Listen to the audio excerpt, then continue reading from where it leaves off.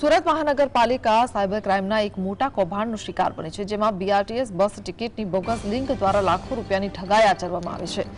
આ કૌભાંડમાં 30 રૂપિયાની ટિકિટ માટે બનાવેલી ખોટી લિંક પર ક્લિક કરતા જ પેમેન્ટ સીધું ઠગોના બેંક ખાતામાં જમા થઈ જતું હતું, જ્યારે એસએમસીને આની કોઈ જાણ નહોતી। આના પરિણામે બીઆરટીએસની આવકને જબરદસ્ત ફટકો પડ્યો અને પાલિકાની આવકમાં ઘટાડો થતા અધિકારીઓનું ધ્યાન આ તરફ ગયું। સાયબર સેલની તપાસમાં જાણવા મળ્યું છે કે આ કૌભાંડમાં ખૂબ મોટી રકમ ઉપાડી લેવામાં આવી હોવાની શક્યતા છે।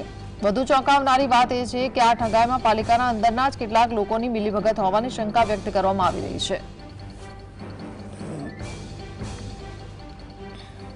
गत रोज एक पैसेंजर द्वारा बोगस टिकटनी एक लिंक मैंने मोकलवामां आवी हती।